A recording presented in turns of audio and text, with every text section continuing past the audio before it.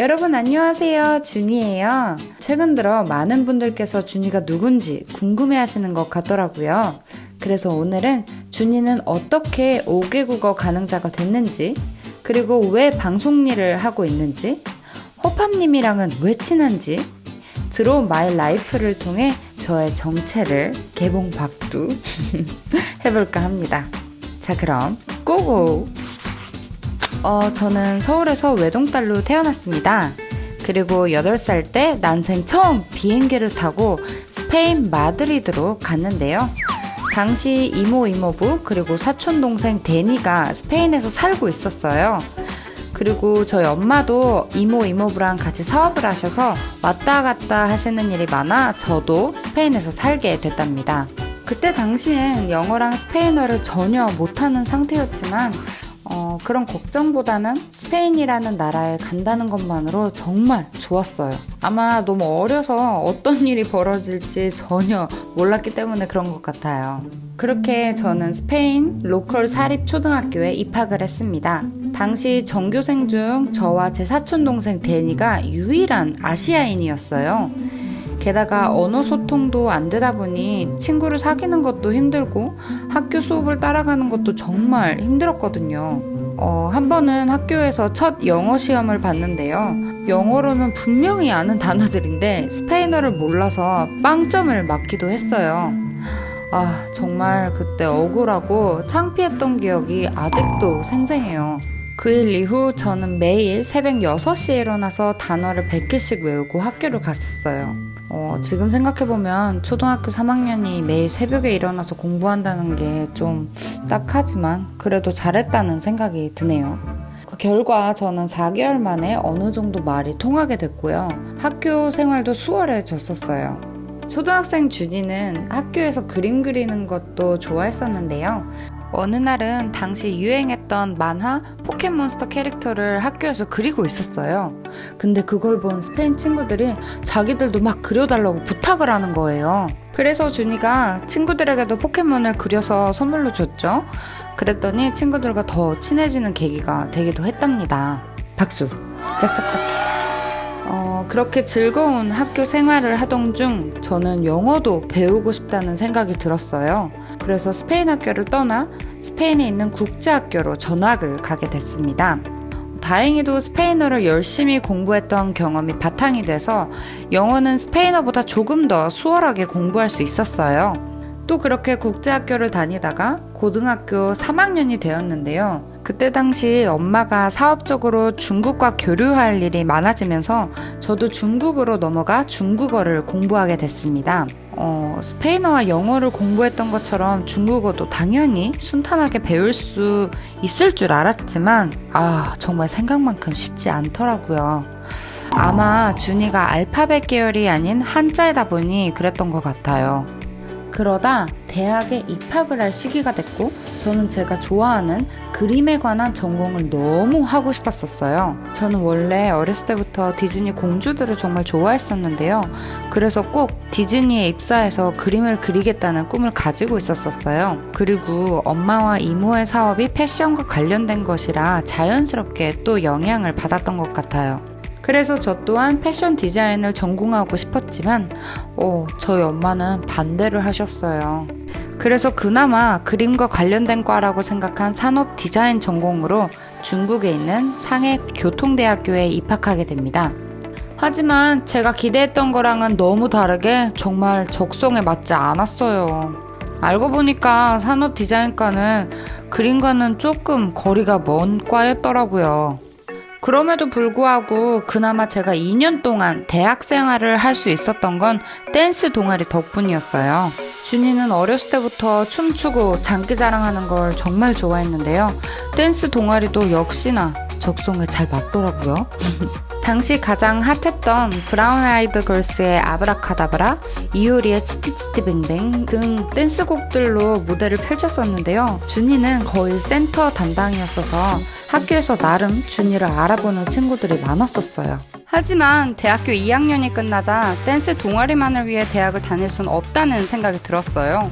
그래서 저는 제 진로에 대해 진지하게 고민을 했고, 고민 끝에 두둥 저는 자퇴를 결심하게 됐습니다. 내 인생의 진짜 주인이 돼서 내가 하고 싶은 걸 하고 살겠다는 다짐을 했습니다. 당시 가족들은 저에게 사춘기가 늦게 왔다고 말을 하며 제 뜻을 지지해주지 않았었어요. 그렇지만 저는 굳게 마음을 먹었고 한국에 있는 대학에 가고 싶다고 선언을 합니다. 지금 생각해도 이때가 제 인생의 최고의 선택이자 터닝 포인트였어요. 그리고 저는 한국으로 돌아와 6개월 동안 독서실에 처박혀서 입시 공부를 합니다. 정말 미친 듯이 공부했어요. 오죽했으면 꿈에서도 시험 문제가 나오더라고요. 그렇게 밤낮 없이 공부한 덕에 저는 한국 외대에 장학생으로 입학을 하게 됩니다. 박수! 짝짝짝짝. 그렇게 준이는 24살에 신입생 새내기가 되었습니다. 입학을 하니 철학과 정치에 관심이 생겨서 관련 선택 수업도 듣고 한국에서의 캠퍼스 생활을 만끽하던 중 학교에서 열린 한 강연을 듣게 됐어요. 젊고 열정적인 사업가의 강연이었는데요. 저는 강연을 듣고 Q&A 세션에서 가장 먼저 질문을 했어요. 그렇게 강연이 끝났는데 갑자기 강연자가 저에게 다가오더니 제 번호를 묻는 거예요.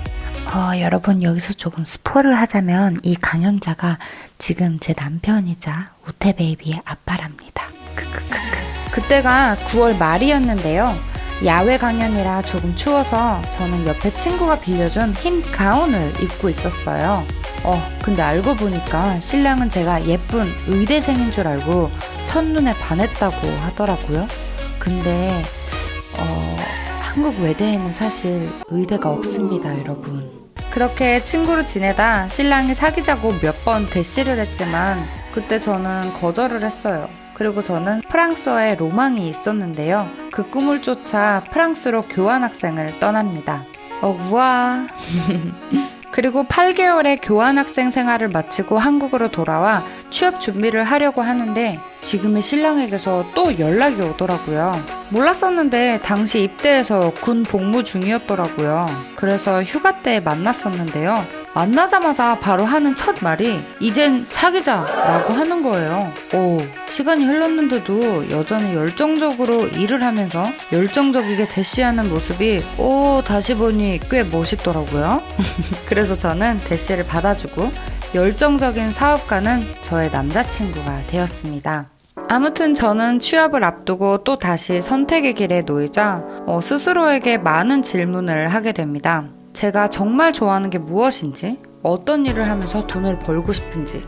그렇게 생각을 하다 보니 저는 사람들 앞에 서서 공연을 했을 때 가장 큰 희열을 느꼈고 그게 가장 오랫도록 기억에 남더라고요. 그래서 저는 방송 쪽으로 커리어를 쌓기 시작합니다. 사실 어렸을 때 반 친구들 앞에서 발표하는 것도 두려워하고 자신감이 많이 없었어요. 카메라 앞에서 방송을 하고 싶은 마음은 컸지만 한편으로는 많이 두려웠어요. 하지만 두려움보다는 하고 싶은 마음이 컸기에 막 청심환도 먹고 레드불도 마시면서 두려움을 극복하려고 많이 노력했습니다. 그리고 교통방송 리포터 활동도 하고 여행 리포터 활동도 하며 커리어를 쌓았어요. 그렇게 작은 경험들을 쌓은 후 저는 당시 핫했던 SBS 아나운서, 평창 동계올림픽 아나운서, 그리고 KTV 세 곳에 도전을 합니다. 안타깝게도 SBS 아나운서는 떨어지고 평창 동계올림픽은 깜깜 무소식이었어요. 그리고 너무 가고 싶었던 KTV는 당시 공채 기간이 아니었어요. 근데 그때 저의 남자친구는 지원 기간이 아니더라도 한번 열정을 발휘해보라고 조언을 해주었어요. 그래서 저는 온라인에서 찾을 수 있는 KTV 관계자분들의 이메일을 전부 찾아서 제 이력서를 보냈습니다. 그리고 너무 감사하게도 바로 다음날 KTV에서 러브콜이 왔었어요. 저는 3시간의 심층 면접을 본 뒤 떨리는 마음으로 기다렸어요. 그렇게 긴장이 일주일이 지나고 두둥! 저는 꿈에도 그리던 합격 소식을 받게 됩니다. 와, 정말 그날의 기쁨은 말로 설명을 할 수가 없어요. 전화를 받자마자 바로 눈물이 났었거든요. 이렇게 저는 줄리 언니로 활동을 시작합니다. 줄리 언니로 활동을 하면서 처음으로 팬 친구들이 생겼고 뮤지컬 무대에서 주인공도 해보고 수많은 어린이 팬 친구들을 만나면서 많은 에너지도 받고 정말 행복했었어요. 하지만 회사 생활은 저의 기대와는 조금 달랐어요. 그래서 결국 2017년 가을쯤 퇴사를 하게 됩니다. 개인 유튜브 채널을 준비하던 찰나에 정말 갑자기 평창 올림픽에서 연락이 왔어요. 지원을 한 지 1년도 넘은 이후라 정말 놀랬거든요. 아무튼 준이는 2018년 2월 평창 올림픽에서 동계올림픽에 꽂힌 쇼트트랙과 피겨스케이팅 장내 한영 MC로 활동을 하게 됩니다. 정말 하루하루가 벅차고 귀한 경험이었어요. 이렇게 올림픽 기간이 끝난 이후 저는 코리안 시스터 준이라는 저의 개인 채널에 전념을 했습니다. 이 채널은 태국 분들께 한국을 소개하는 컨텐츠를 주로 만들던 채널이었는데요. 태국향 영상을 만들게 된 계기를 살짝 알려드리자면요. 2017년 호주 멜버른에서 열린 유튜브 서밋 행사에 준이가 초청받아 참여했었는데요. 태국의 1200만 유튜버 비더스카라는 친구를 만나게 됐습니다. 그리고 많이들 궁금해하시는 허팝 오빠와의 친분도 이때 생기게 됐어요. 지금까지도 정말 친한 오빠 동생 사이입니다. 아무튼 비더스카와는 성격이 정말 잘 맞아서 친해졌었는데요. 당시 그 친구가 저랑 찍은 사진과 영상을 본인 유튜브와 인스타그램에 올리면서 많은 태국 분들께서 저에게 관심을 가져주셨고요. 한국 문화도 많이 궁금해하셨어요. 그래서 한국 문화를 소개하는 Korean Sister Jun이라는 채널을 하게 된 거죠. 한 달 만에 10만 구독자를 달성해서 실버 버튼도 정말 빨리 받았었어요. 그러던 도중 샌드박스에서 러브콜이 온 거예요. 그래서 저는 샌드박스와 함께 꿈을 키워가기로 결심하고 도장을 꾹 찍었습니다. 그렇게 계속 유튜브 채널을 하던 중 저와 남자친구는 슬슬 결혼 준비를 시작했어요. 그리고 그러던 중 축복처럼 무타리가 생겼어요. 우태의 태명이 무타리였거든요. 그래서 저희는 결혼식을 예정보다 10개월 정도 이른 2018년 10월 13일에 올리게 됐어요. 우와! 준이는 아기 출산 이후에도 꾸준히 하고 싶은 일들을 하기 위해 노력했어요. 평창 올림픽의 인연으로 광주 세계 수영 선수권 대회 한영 MC 활동도 하게 됐고요.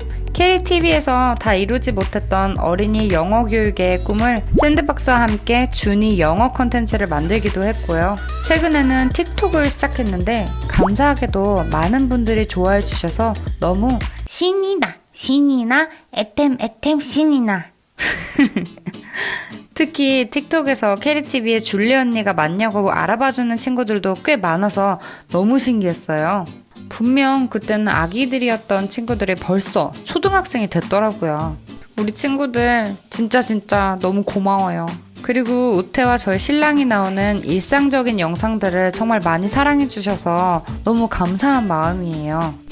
그래서 저는 저희의 일상을 더 많이 공유하고자 준이 뚜텔라라는 채널을 열게 됐습니다. 뚜텔라가 도대체 무슨 뜻인지 궁금해하시는 분들도 있을 것 같아서 잠시 알려드리자면 뚜텔라는 라틴어원으로 지도 교육이라는 뜻이에요. 그래서 준이 뚜텔라는 아들 우태를 지도하는 준이의 지도 혹은 준이의 교육이라는 뜻으로 이해해 주시면 되겠습니다. 현재 준이는 신랑부리의 내조와 우태의 양육, 교육을 담당하면서 유튜브와 틱톡 콘텐츠를 열심히 만들고 있고요. 그리고 제가 어렸을 때부터 좋아하던 그림의 꿈을 이루고자 아이들에게 도움이 될 수 있는 교육용 그림도 열심히 그리면서 지내고 있답니다.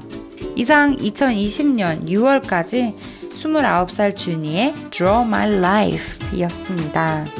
앞으로도 준이 그리고 신랑과 우태 많이 사랑해주세요. 준이는 재미있는 컨텐츠들 많이 고민할게요.